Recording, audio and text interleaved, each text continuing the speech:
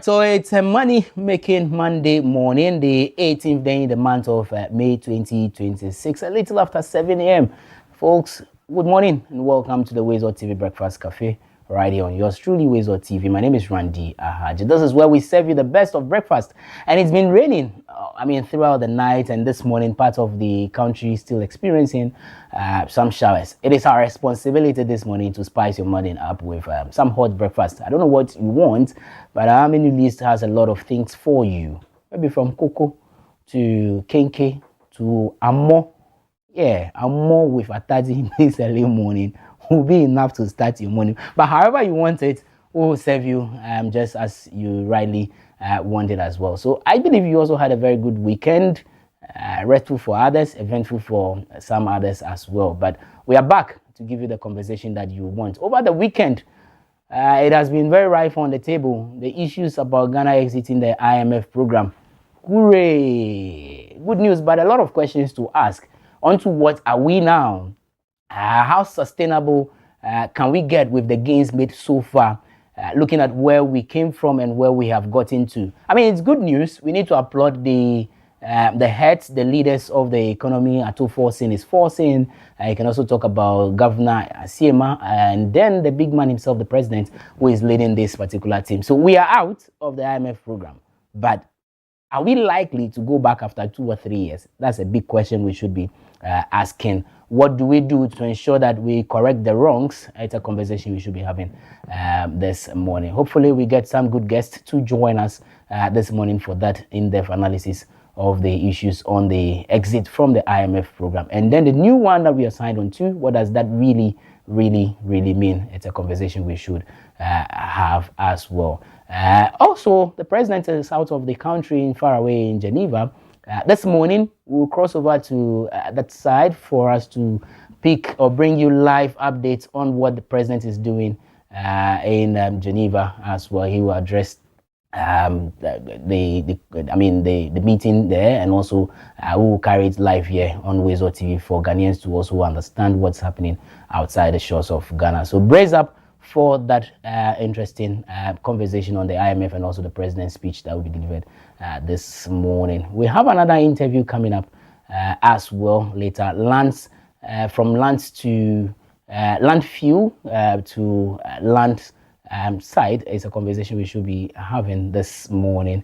What that means as well, most definitely we'll touch on that right here on the show. The team is ready to serve you the best of breakfast on TV. My name is Randy Ahaji. In the world of sports, a lot is happening in the world of entertainment as well. Asantua will come your way with all the latest update. But let's look at our weather for the day. This morning, the temperature is over now 24 degrees Celsius, not too warm.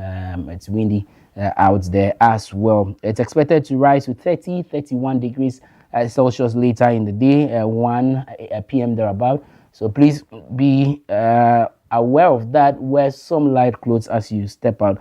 But possibility of rain is still high, some 24%.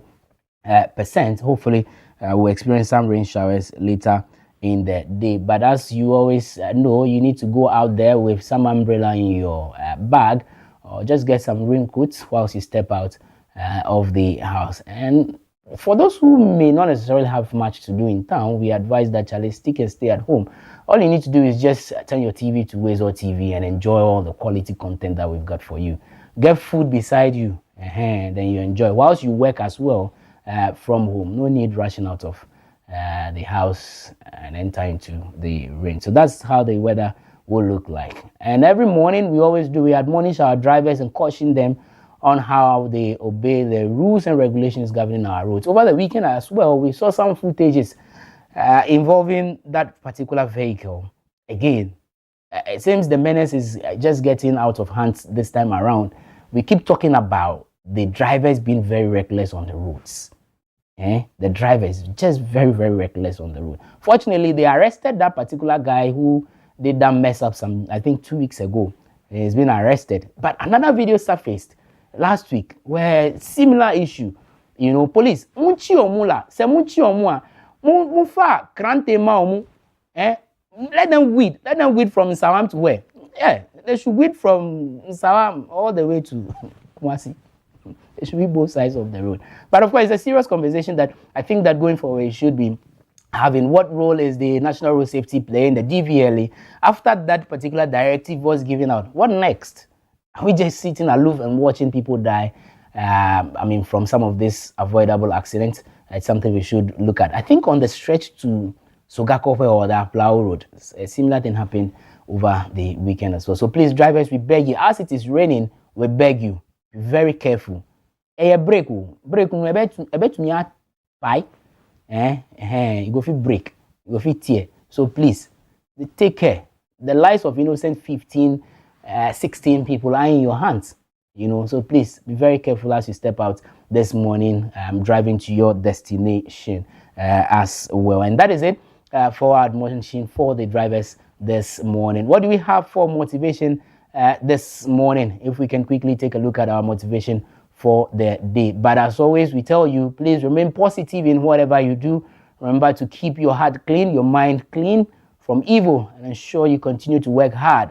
And indeed, that particular goal you have set for yourself will come to pass. And on the screen, you have from Joan Collins, and he says, show me a person who has never made a mistake, and I'll show you someone who has never achieved much. Show me a person who has never made a mistake, and I'll show you someone who has never achieved much. It just tells you that achievers make mistakes. If you want to become great, definitely you make mistakes.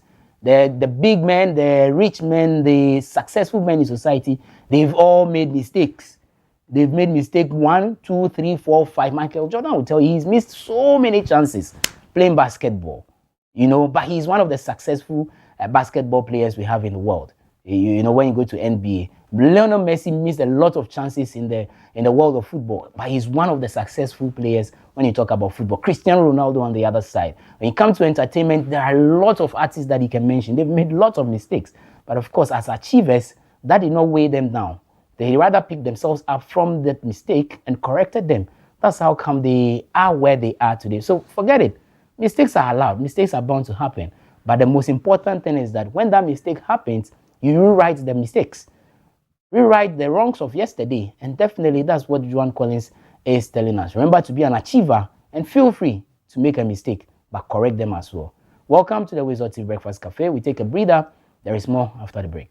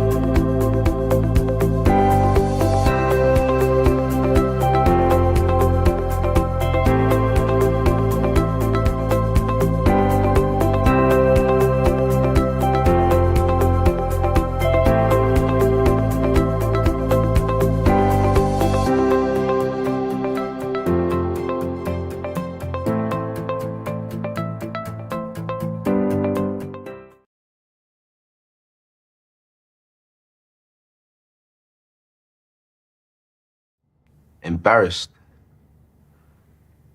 Too embarrassed to speak to a loved one. Too embarrassed to speak to your doctor.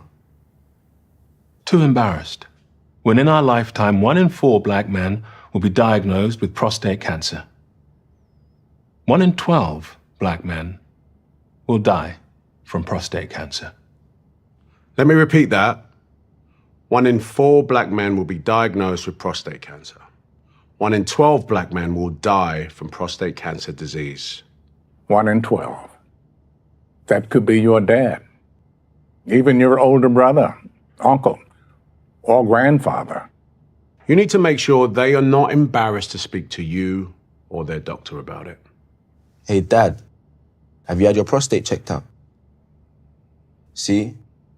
How hard is that? It's easy. Just start the conversation. Prostate cancer is survivable if caught and treated early enough. Don't let embarrassment stop you having this important conversation. You may save someone's life. Not just your own.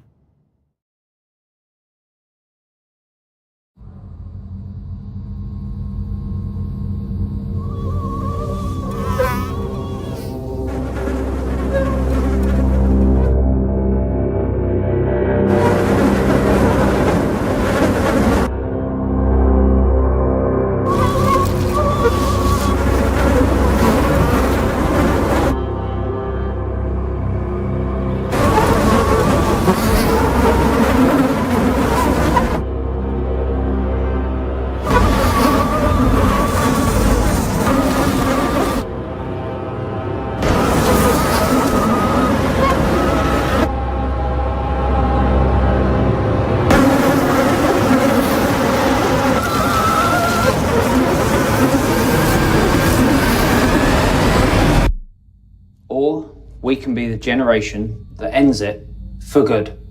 Malaria must die, so millions can live.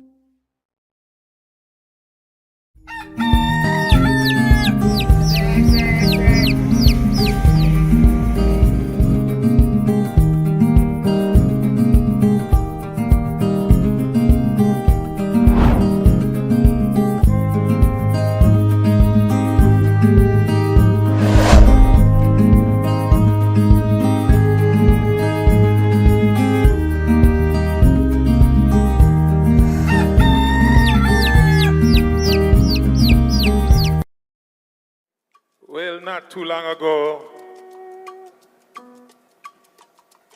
the great President John Mahama went to the United Nations and spoke for my people of Jamaica and the Caribbean and the Americas. And you said, we are not looking a handout, but recognition of what took place in the transatlantic slave trade. I thank you, my president. I am a child who suffer from this. Chains on my feet, whip in the hand. And tonight I sing a song to go along with your mission of reparations. Not a handout, but to acknowledge. But we're gonna do it not just reggae style, we're gonna do it high life. A high life remix by me, Graham Smargan of Morgan Heritage. Oh, President Mahama, I thank you for saying what you said at the United Nations.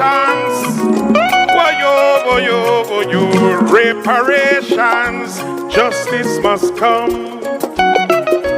Africa and the Caribbean as one. Zimbabwe, not charity, but exposing them both.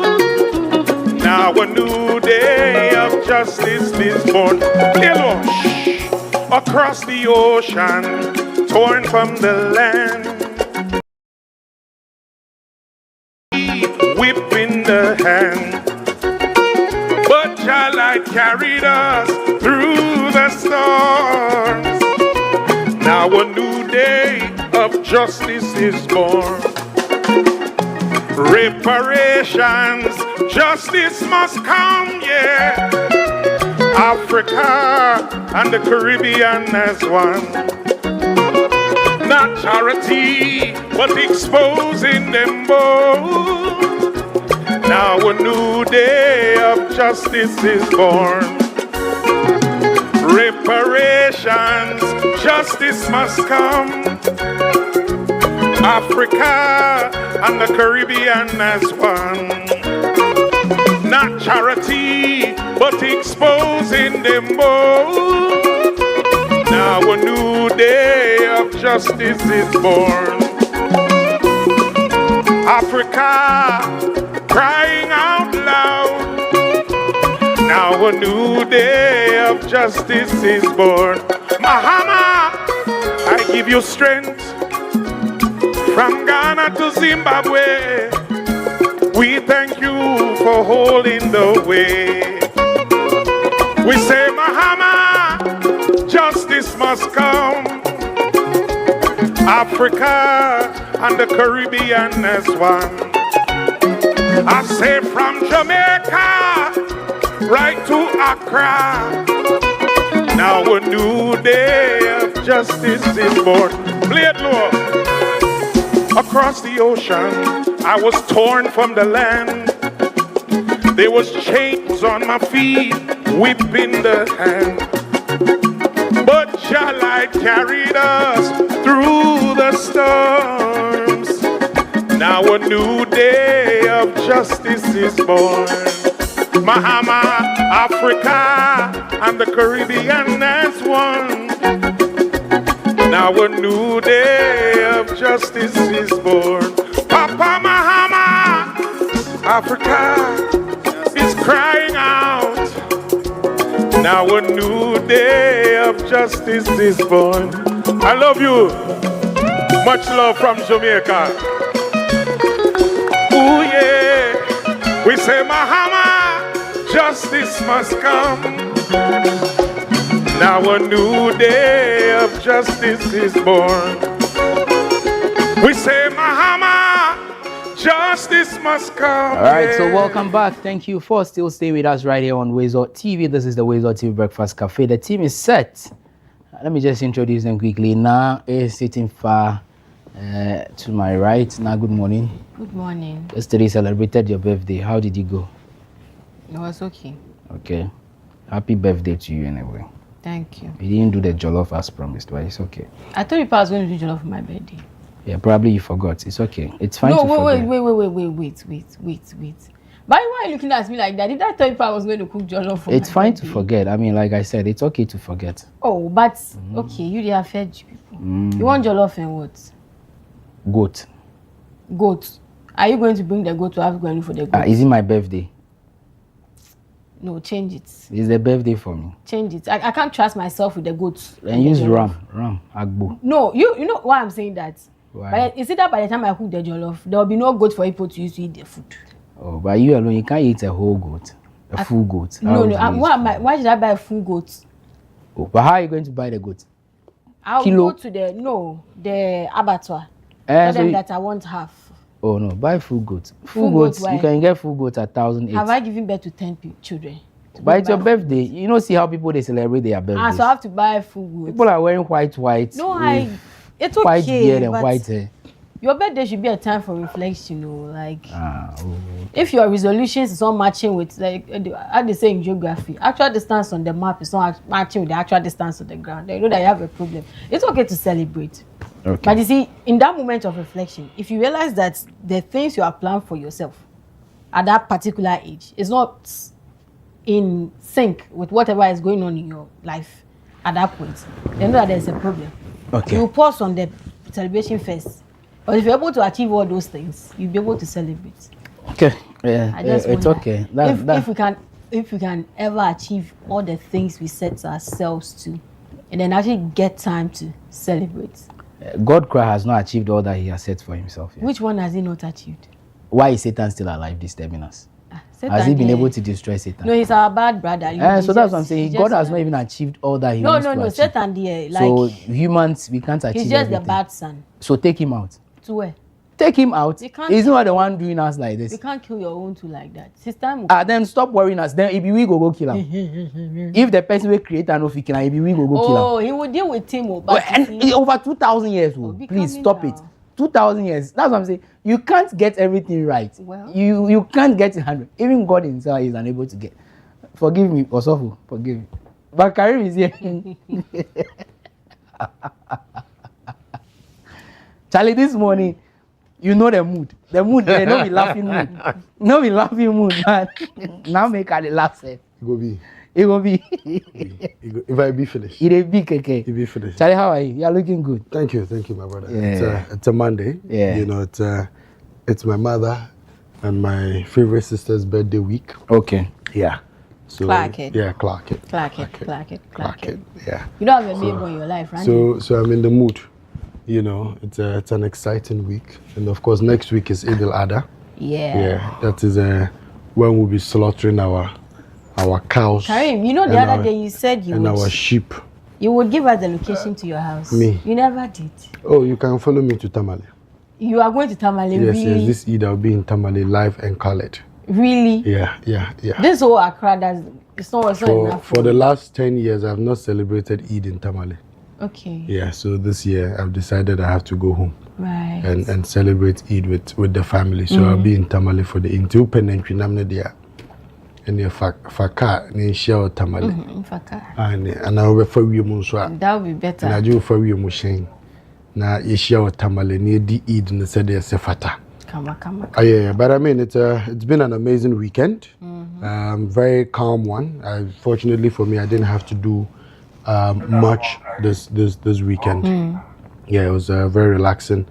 Except that Charlie, yesterday's rain was not a joke. Yeah.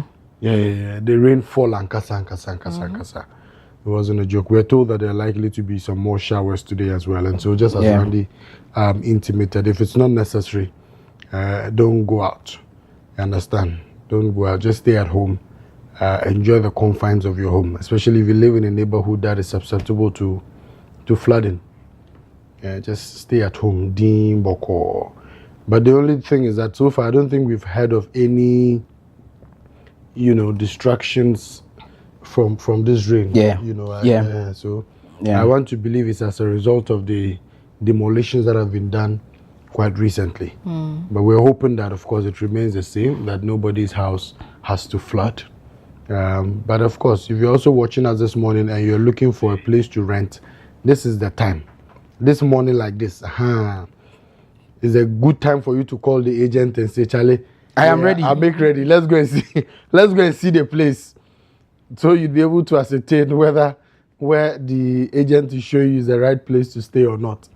So this is a perfect time to look out for, even if you intend to buy land, it's a perfect time for you to go and look at it and be sure that it's at a safe zone or at a safe spot for you to purchase. But beyond that, of course, some good news from last week, Ghana exiting the IMF program. I don't know why Ato hasn't organized a Fufu party or an Etio party or Fantodokono party yet. Ato, you must do something. Judicious spending. Do we need that? You must do something. But some people did some. And we saw the results. So we saw the results. So Ato shouldn't do some. No. I mean, isn't necessary. No, Ato must do some Fanti Kenke party with Fanti stew. In any case, it is his responsibility as finance minister. Yes. So once we have left, it is his mandate. And they told us, he promised us. Yes, so you are just delivering on your promise. Absolutely. But he must do a Fantodokono party. Hey, things happen in this country. With Fanti stew. We even had e-levy cake. Yes, and then we'll cut IMF cake. Come on. You understand?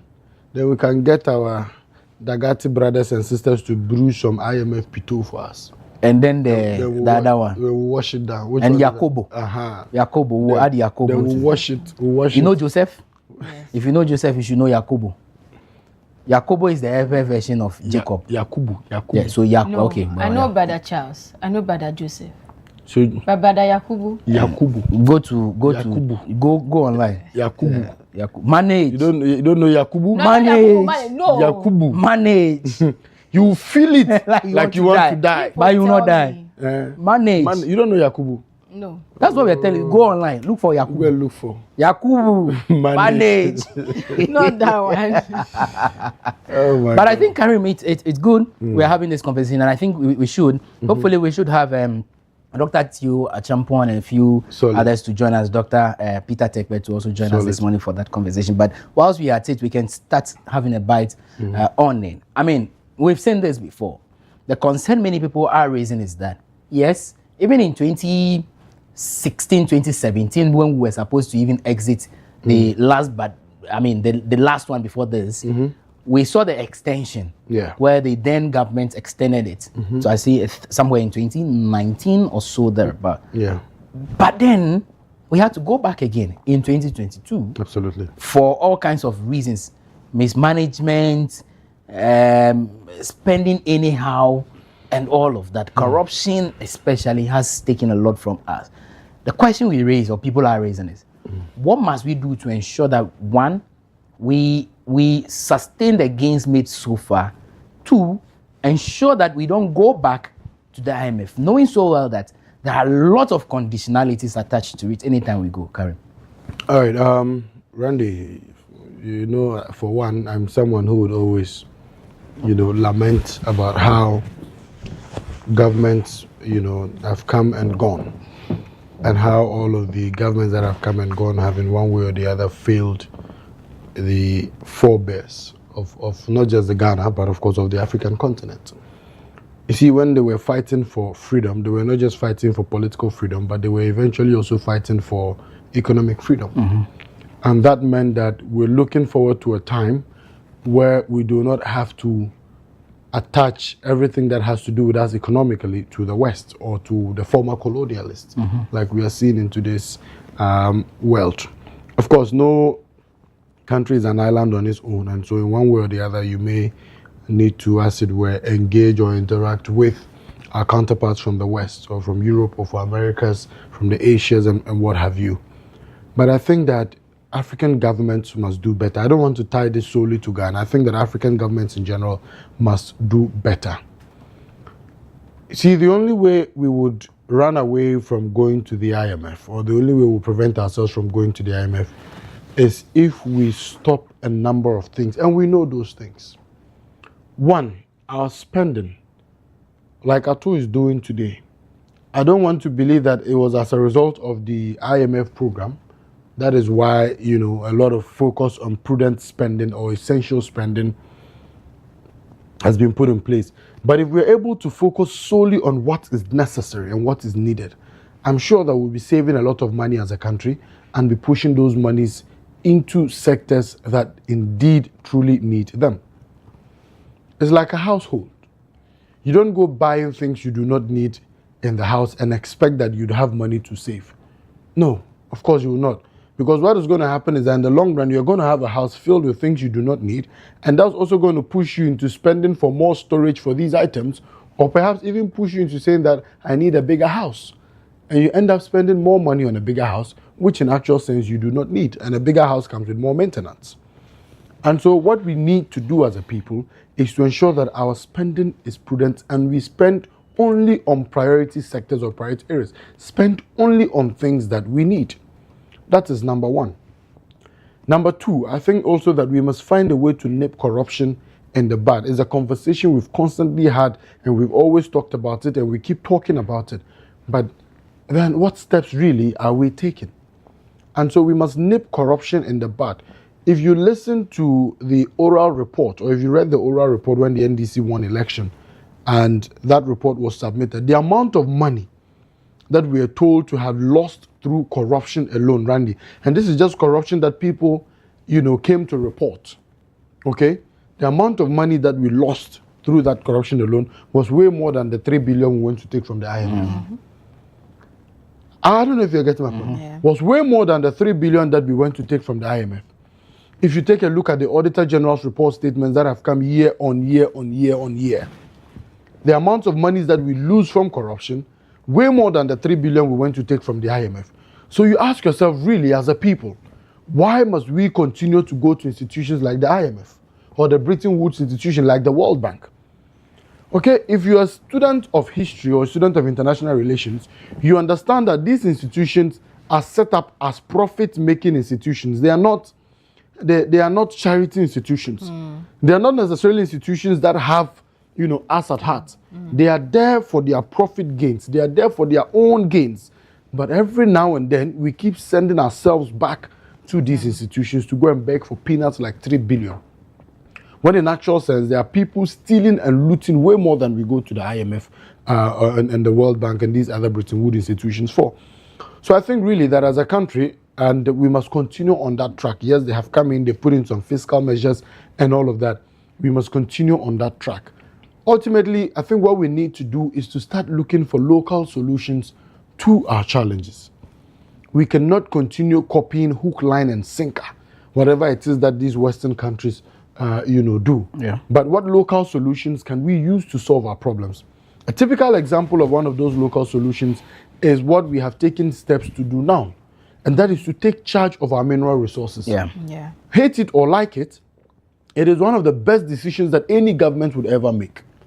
That why would I have resources in my country and I would have to rely on somebody else to be able to extract those resources, take them out of my country as raw material, go and process them and come back and sell finished products to me, when in actual sense, the raw material is in my country. And when they bring those finished products, my people are unable to afford it. And so the step taken by His Excellency, the President and this government to ensure that Ghanaian mineral resources are left in the hands of Ghanaians to mine and to process for the benefit of the country and for the Ghanaian people is an amazing step, and we must support many of such initiatives. We must also move our country from an import-driven country to more of a production country. We must start producing. How many industries are we setting up? How many factories are we setting up? These are things we must focus on. And so initiatives like the 24-hour economy and, accelerated growth are initiatives that we must support wholeheartedly, and we must fund them and get them to support local industries, Ghanaian businesses. Like now, you're seated here who does pastries. How are we ensuring that the pastries that now does, we are able to package these pastries properly and get them to hit Ghanaian stores, get them to hit stores in neighboring African countries, take advantage of the after. So La Côte d'Ivoire, Togo, Burkina Faso, Nigeria, Liberia, Sierra Leone, of course Senegal, these are countries within our sub-region. How are we ensuring that local Ghanaian produce get into this into these other countries, and that they satisfy the needs of the Ghanaian people? Why must we continue importing rice into Ghana? Why must we continue importing tomatoes into Ghana? Why must we continue importing onions into Ghana? All of these are things that we must focus our attention on. Look, Nkrumah saw these things, and that's why he set up the factories that he set up. But what happened after Nkrumah? We left them to die. Fair enough, we can choose to say the state should not be the one directly involved in running these factories or running these businesses. But what steps are is the state taking to ensure that we empower private individuals to set up these businesses and to employ? Randy, if we're able to do all of these few things that I'm talking about, what's going to happen in the long run is that you are not just pumping money into the Ghanaian economy, but you are also creating jobs for Ghanaian people. And when you create more jobs for Ghanaian people, what it also means is that the state benefits from more taxes, and more taxes mean more revenue for the state. And more revenue for the state also means that there's more development. There's going to be more investment into social infrastructure. We're going to be having more schools. We're going to be having more hospitals. We're going to be having more roads, and more access to electricity. And these are the things that we need to develop our country. And so for me, I find it very unfortunate that 70 years, we're going to be 70 years next year, and we're still talking about IMF, we're still talking about World Bank, we're still talking about going to capital market and all of those things that I'm not an economist, but some of these things are just a matter of common sense. You see, we must nip corruption in the bud. It is the greatest enemy to the state. And if we're able to do that, and if people are willing to put their greed and selfish interests aside and prioritize the interests of the country or the state, and we should be progressing as a nation. And so I'm hoping and praying that this would be the very last time that as a country we would have to go back to the IMF. For me, that is my prayer. Okay. Yeah. All right, Karim, guys, we'll take a quick break. When we return, maybe we should start having a conversation with Dr. Tio Acheampong. And then whilst at it, we wait for that clear feed from Geneva where the president will be speaking. We'll cross over to that side as well. But this is it. We'll take a break. There is more after that. Stay with us.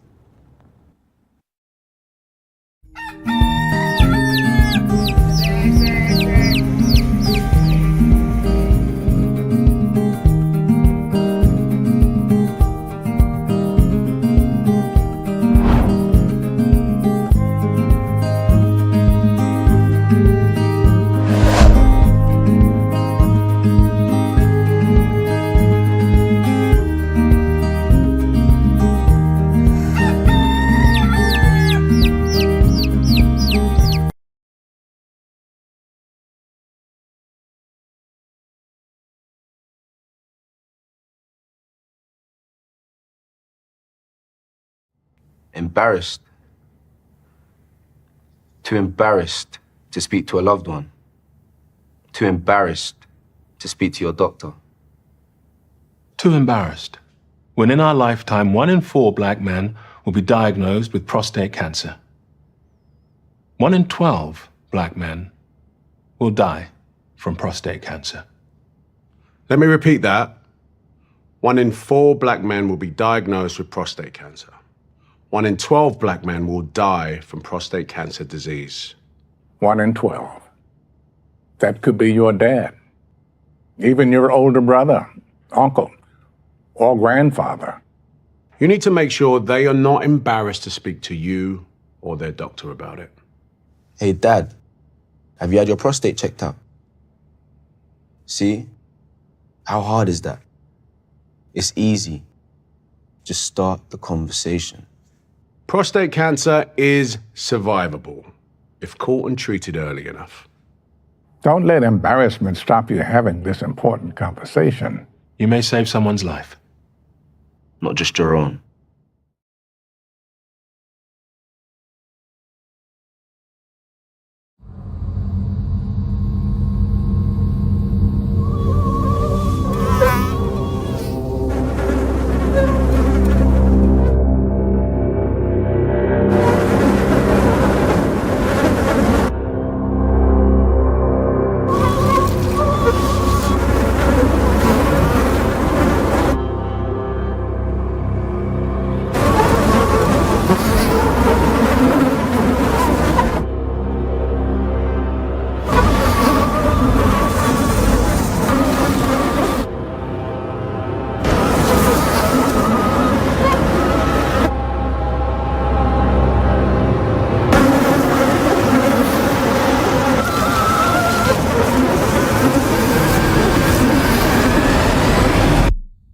Or we can be the generation that ends it for good. Malaria must die, so millions can live.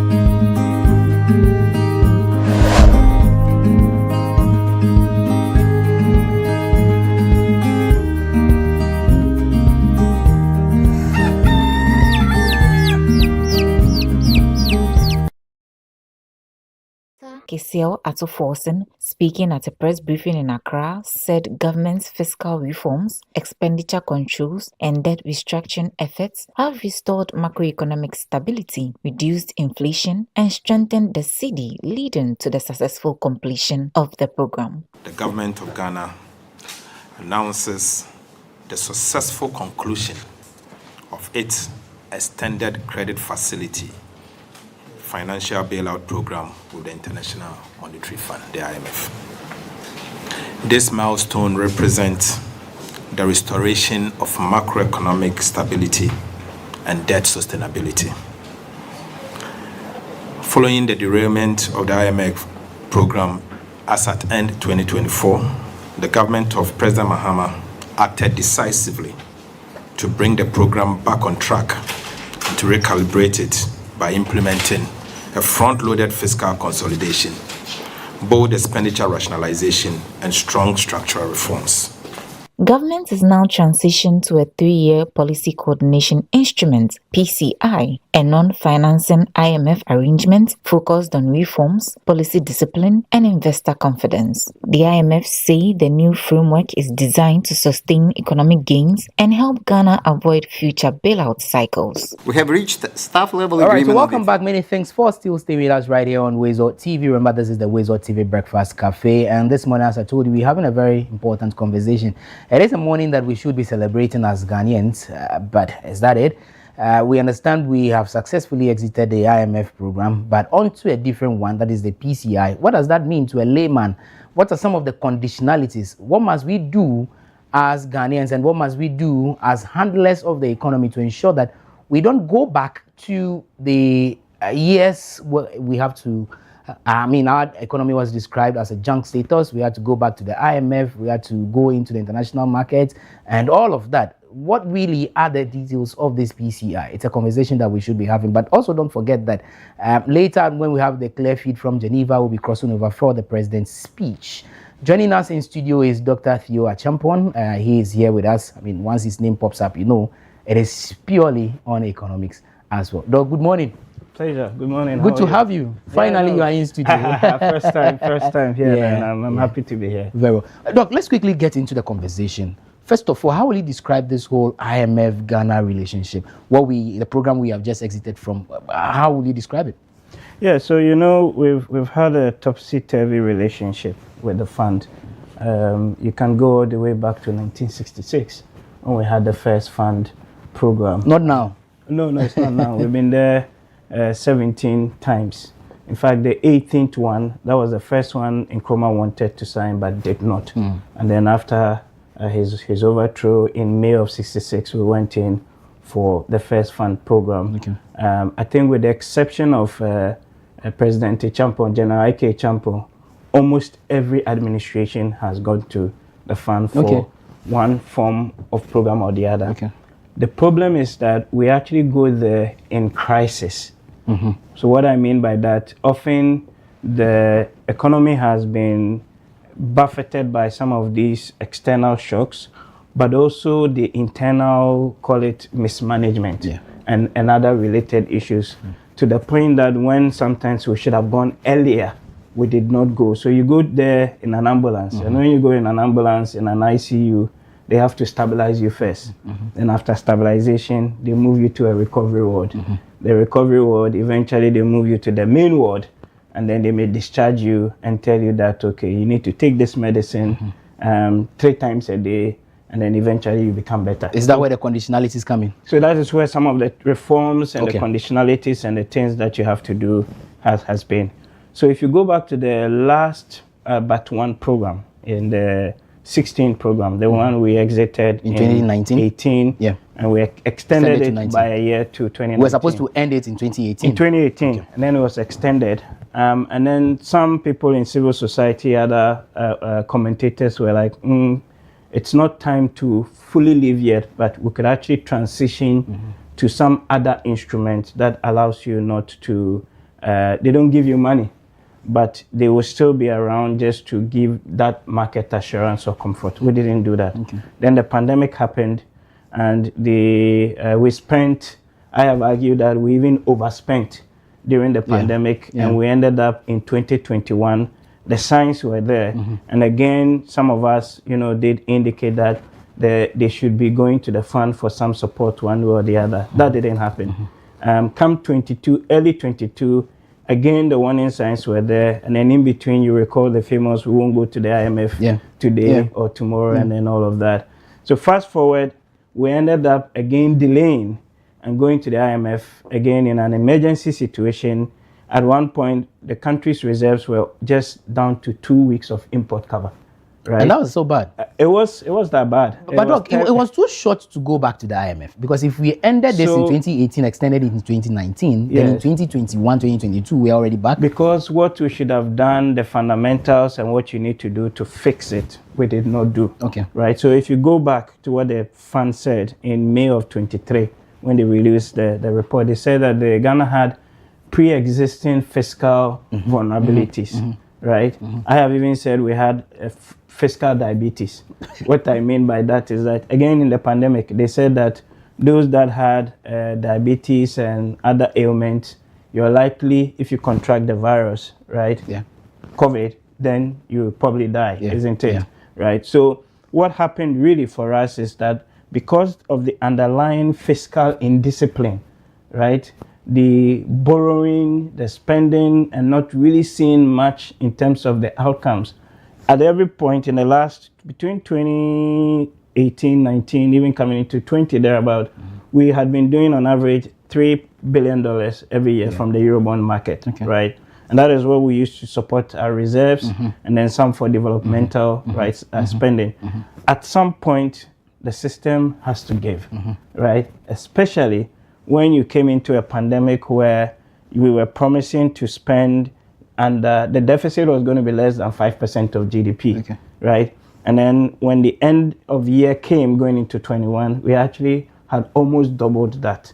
The markets and people would punish you for it. So the lesson really is that you have to maintain the discipline. And the other lesson is that when you are exiting one form of program, IMF program, onto another instrument, you have to be careful, right? In terms of what you do and what that instrument brings you. And this is really what this PCI thing really is all about. And that's why I want you to zone into, I mean, because we keep hearing this whole PCI thing and we didn't really know what really it means.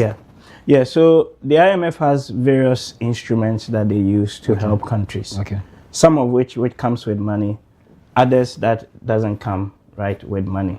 So I did mention to you that if you look at all the 17 programs that Ghana has been under, they all came with money and they came with strict conditionalities, things you have to do and shouldn't do, and then all of that, right? This is the first one. So this policy coordinating instrument, one, it is not a bailout. So it's very important. We are not taking money from the fund.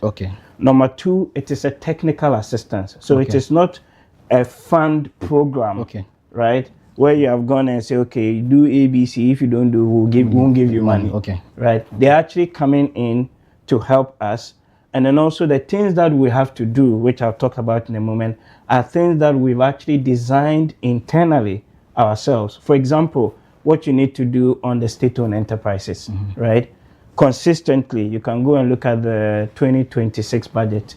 We identified 2 fiscal risks in the budget: the energy sector and then the cocoa sector, right? And some of the other SOEs that are, literally hemorrhaging money. And sometimes the Ministry of Finance, where I said, has to literally come in and bail them out. And that is not right, because every CD, every dollar that you give to these SOEs as a bailout is money that could have been used for schools or roads and hospitals and improved a lot of other Ghanaians, right? So we're saying that for once, let's try and address these systematic root cause issues as part of this PCI. We're also saying that we need to create more room for priority spending. So what I mean by that is that if you look at our fiscal rules, we have 2 of them. In the Public Financial Management Act, we did an amendment to that in 2025, April. And there's a debt ceiling of 45% of GDP by 2034. And then we also have the primary surplus, or primary balance. And it says that we need to run a surplus of 1.5% of GDP, right, every year. What we're saying is that we can actually reduce the